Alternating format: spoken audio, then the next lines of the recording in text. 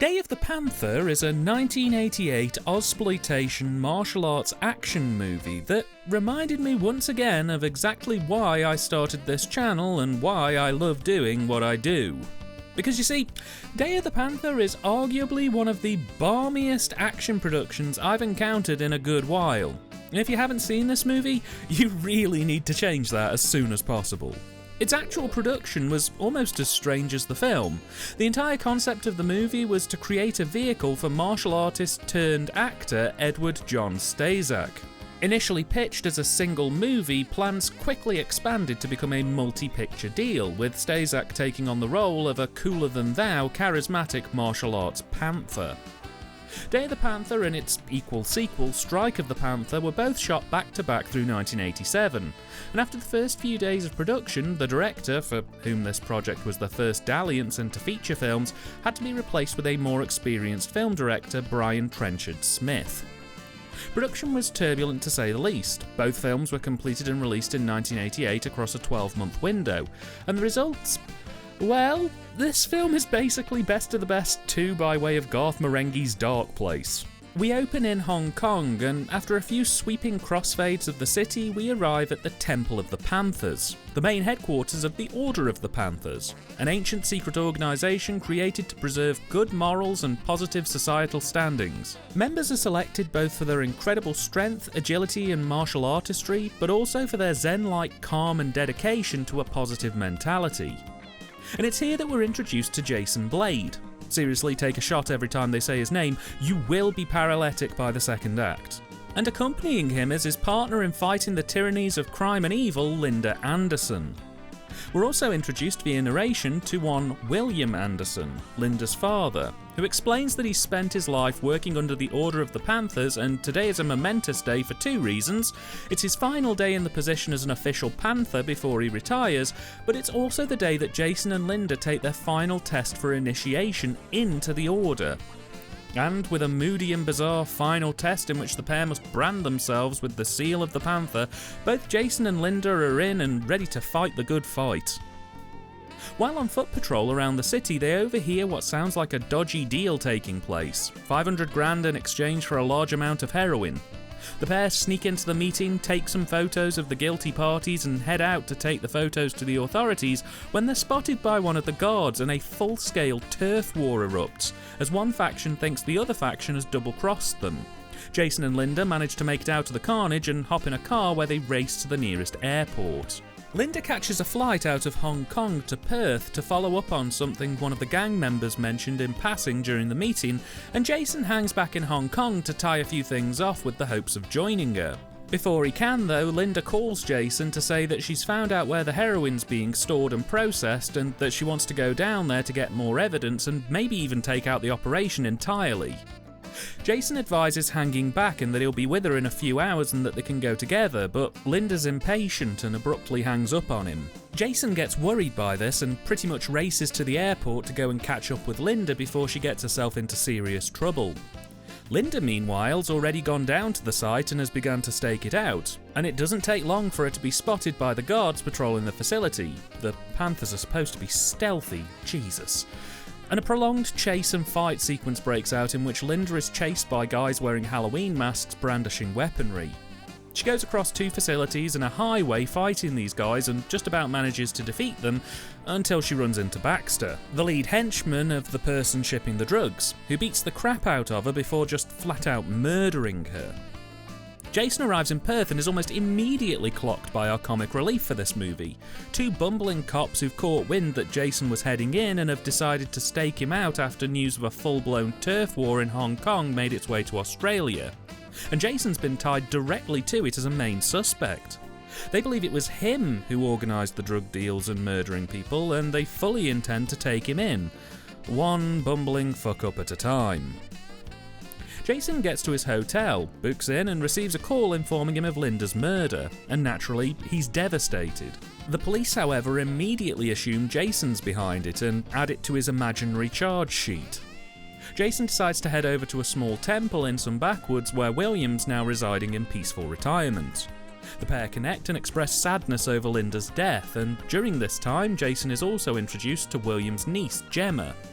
And through them we also learn about our main villain for the film, one Damien Zucker, a man who's pretty much taken over Perth, with operations in illegal gambling rackets, drug smuggling, bribery, you name it, Damien's into it. He owns most of the police force and a fair few judges in the city as well, and he was responsible for the drug deal in Hong Kong. Basically, if Damien has a problem with you, he doesn't. So, Jason tries to do the best he can given the situation. He rocks up at a boat showroom on a local marina where he knows Damien's hanging out and asks him point blank if he can have a job on his naughty illegal operations business. Damien responds by sending a load of his thugs to kick his arse, but Jason beats them up while practically yawning before re-asking Damien for a job, before giving him his home address and then just wandering off back to his hotel room.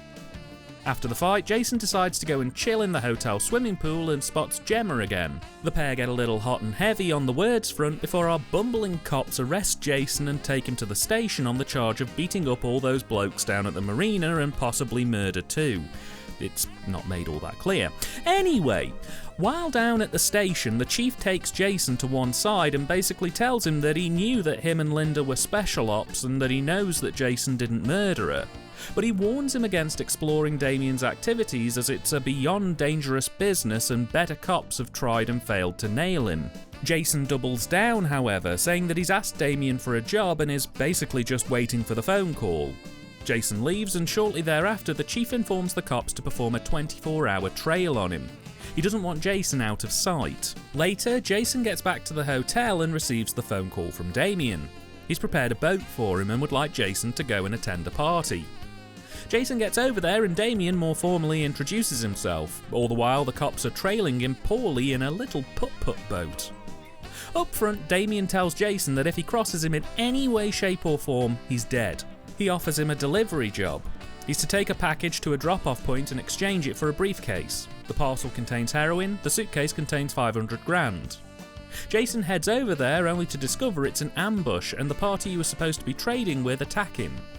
Jason beats them up and escapes the building but drops the package, which the cops then find and take back to the station as evidence that Jason's drug smuggling.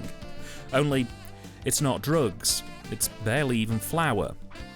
Jason at this point also realises that Damien set him up, so he heads back to Damien's house beating up anyone along the way that tries to stop him. Damien pretends his attempt to murder Jason was really just a test to see how he'd handle a stressful situation, which he passed. Yeah, right. Anyway, as a reward for passing the "we didn't get to murder you" challenge, Damien pairs Jason up with Baxter, who is suspicious as fuck about Jason and tells the pair that they'll be working together making deliveries and checking on the operations. Damien then heads off to go get laid. No, really, that's what happens.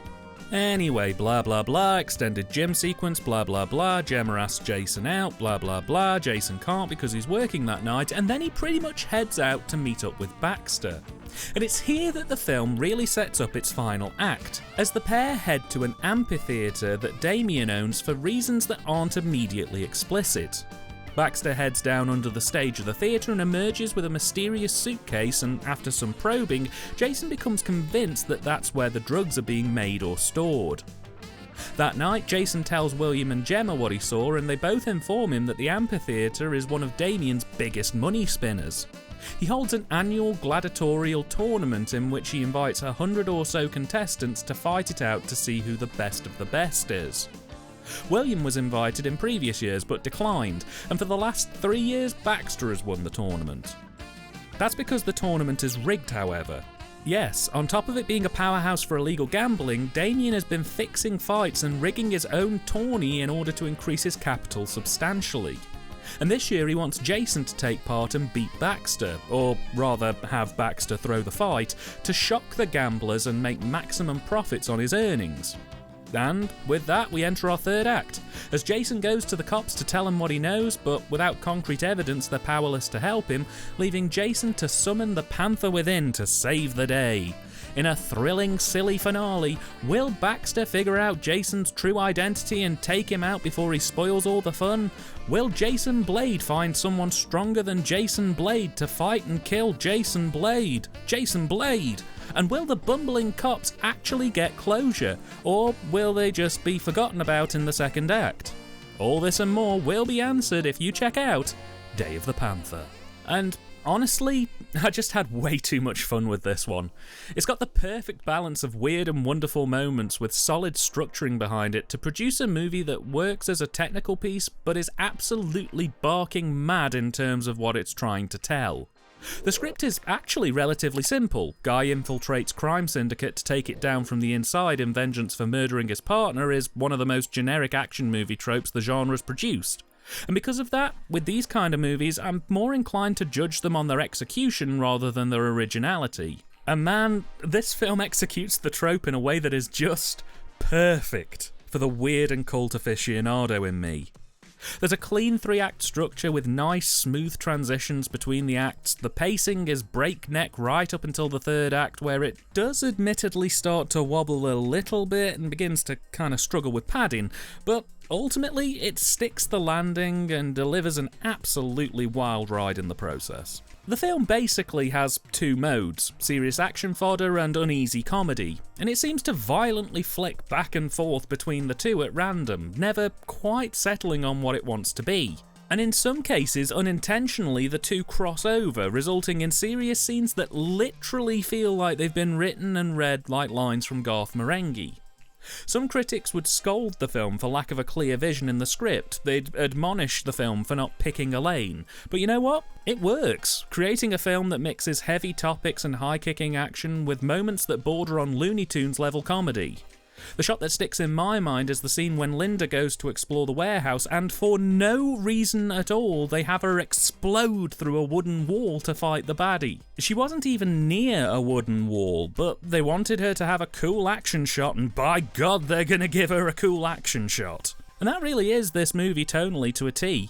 It's not about making sense all the time, it's not about coherency, though they do take care not to go completely off the rails. It's about telling a story but not shying away from going completely batshit if they feel it's possible to get away with it. And I love this film for that. While the opening act is an absolute thrill ride of high-kicking action, bumbling incompetence and decent character and plot development, and the second act is a slow-burning but rewarding character growth session intercut with some of that pounding action punch to remind us that this is an action movie, my only gripe here really lies with the third act, which does seem to lose its way a little before ultimately just about managing to pull it back for the closer. While padding is present in the first 2 acts, it's not intrusive. It's not there to such an extent that you feel annoyed by the slowdown. In the third act, some of that does start to creep in. Part of it's down to the fact that it has to resolve both the Jason tournament plotline, the Damien being a bastard plotline, and the cops drug bust plotline, and with the best will in the world, that shit takes time to do. But because this film isn't really clever enough to show rather than tell, it means we do get sucked into longer form conversations that are insightful, but do slow it down. The other issue is that I think they realised if they just went straight to the raid of the theatre that the film would run under by about 10 minutes, so they had to create some subplots. Things like Gemma being kidnapped, Baxter breaking into William's house to look for clues about Jason's true identity, and other scenes that aren't explicitly blatant padding, but just weren't as pacey as before. These 2 issues combine, creating a third act that's gone from floating like a butterfly and stinging like a bee to floating like a rock and stinging like a rock. The ending's a little bit open-ended as well, but with them shooting Striker the Panther back-to-back with this, they knew a sequel was coming, so I guess they kind of felt the need to wrap everything up wasn't all that necessary. But as a self-contained movie, it did kind of leave me wishing they'd just gone that extra step and properly tied it off. Mainly because I don't think they pick up where they left off in the sequel. As for the dialogue, it's something else. We're talking fresh out of writing school level complexity.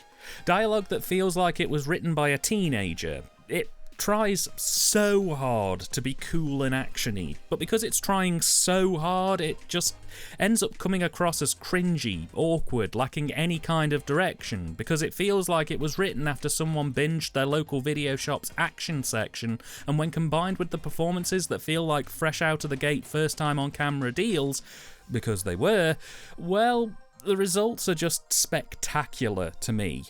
It's not quite Champagne and Bullets level weird awkwardness, we're not talking Adiosi Bela Lugosi territory just yet, but it's not that far away from it, and that's the scary part.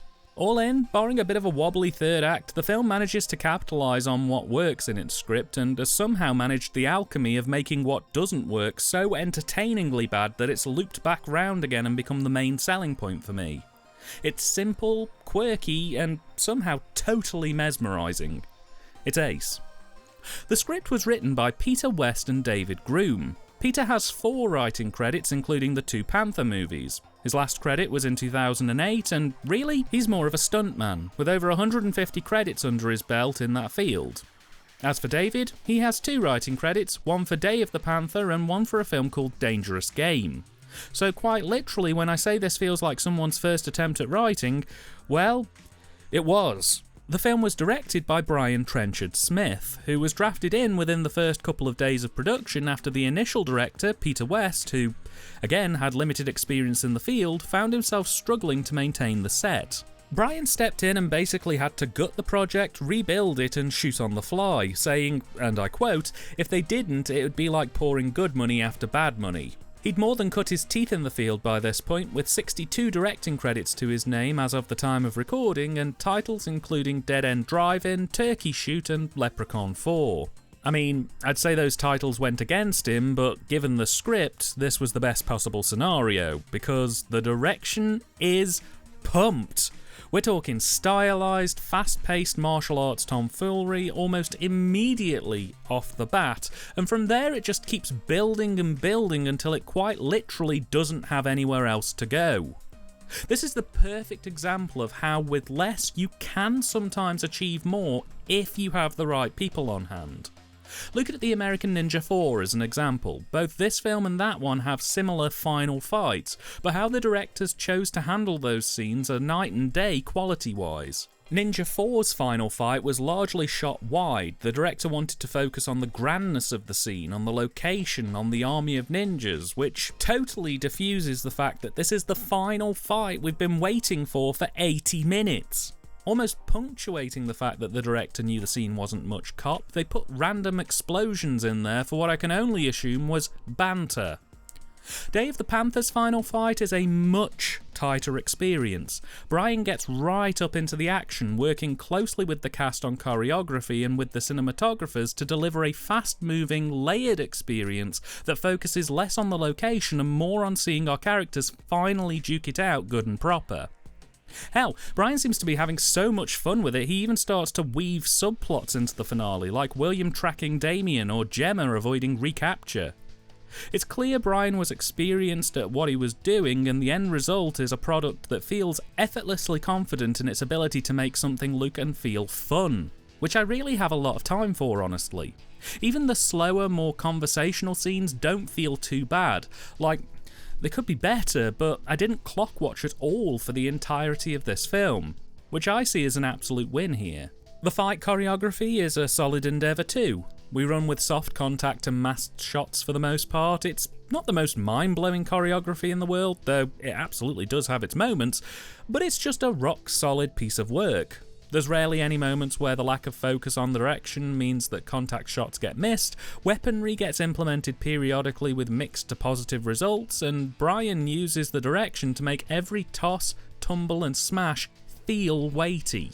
You aren't just watching someone leap through a window, Brian's work makes you feel like you've just leapt through a window with them. Honestly, it's a stunning piece of work. On the cine front, I am a bit torn, honestly. While shots do follow traditional compositional rules for shooting and there is some experimentation present, not to mention that there are even just some nice shot types like pans and tracking shots and crash zooms in play here, it does come across as somewhat lacking. That's by no means saying that this is an ugly film, I just had moments here where I didn't get on with the creative decisions. Particularly with the conversational scenes where it would quite often just be a 2-camera setup, a mid-wide cut into a close-up for whoever's talking, often with underdressed sets. I mean, it does the job, but it just felt a bit lifeless in places, kind of going through the motions so we could get back to the punching. When the cine here is good, it's border iconic, but a lack of consideration for the slower scenes exposes a weakness here, which is only enhanced by the choice to light the film largely using natural light with the occasional bit of filler to back up darker locations. The temple scene in the opening of the film is gorgeous, with warm set lights, torch lights and ambient darkness being used well. But night shots are a bit bland. Shots in offices or on locations really lack that level of pop, and the whole thing just kinda feels lacking. Maybe with a more stylized colour grade or just a bit more experimentation with coloured lighting gels would have sorted this, but yeah, I'd say the Cine was probably the weakest element of this production. Performance-wise, it's bad in all the right ways. This is low-budget Ozsploitation. Low-budget Ozsploitation starring a core cast that, at this point in time, hadn't really done a lot. Which means a lot of the performances only really have two modes. Muted and muted but louder. It's quite the spectacle because, given the dialogue reads like someone's college drama piece on the dialogue front, to see these Australians fucking tear through the script with all the bluntness of a train cutting through rice paper is just phenomenal. It only enhances the ropey dialogue to a higher degree, to a point where it's just hilarious and endearing to sit through. That goes pretty much for the entire cast. They're all ridiculous and I love them all dearly for opting into this big, dumb, goofy action movie. Edward John Staszak as Jason is astounding. Take that blunt dialogue and marry it up to some genuinely impressive martial artistry and a total lack of physical performance in any capacity outside of that very impressive martial artistry, and you have a frankly bizarre performance that's 2 parts muted and 1 part John Travolta in Saturday Night Fever. It's astounding, honestly. Michael Carmen is decent enough as Damien Zucker in this. He chooses to play the role quiet and confident, which I think suits the tone perfectly. He's hammy at times, which is always nice to see in these kind of action flicks. I think he was just a pretty solid choice, honestly, as was James Richards as Damien's Jaws-style henchman Baxter. He's a strong muscle type who, despite actually having a lot of dialogue here, doesn't actually feel like he gets all that much to actually say, which I did find a bit odd. In either case, our trio of headliners suit this kind of film down to the ground, and I absolutely loved them in this. And finally, the soundtrack, and my god, this thing would give Miami Connection a run for its money. It's synthy, rocky, and at times hair metal-y goodness that absolutely fits the bill for a film like this. And the sooner they put the score out on download and vinyl, the better, quite frankly. It's obscenely good for a film of this calibre. Much, much better than this movie deserved, and I loved it, loved it, loved it. Day of the Panther was released in the UK direct-to-video in rental shops in 1988 by Guild Home Video. It arrived on DVD courtesy of LLC in a dumped-on-disc format in either 2003 or 2004, and that's pretty much the end of the road for it. Umbrella Entertainment released both Day and Strike of the Panther as a double feature release on Blu-ray in Australia in 2019, but I don't know if it's out of print or what, but they want nearly 30 quid for it. With postage, it's over 30 quid, which is way too much for a release like this. £20, we're in business, but 30 is just way too rich for my blood. That being said, if any boutique labels, Vinegar Syndrome, 101 Films, I'm looking your way, wanted to nab this for a deluxe release at a reasonable price, I think it'd be a day one purchase for me. It's just so good. I loved Day of the Panther. It's cheap, cheerful, eccentric, and just downright awesome in places. While the third act wobbles a bit and there are a few minor issues on the cine front here and there, this is a movie that I can wholeheartedly recommend, and I can't wait to check out Strike of the Panther at the next available opportunity. Go and find this film. If you haven't seen it, you're wasting your time on inferior action movies. It's highly recommended and definitely worth your time.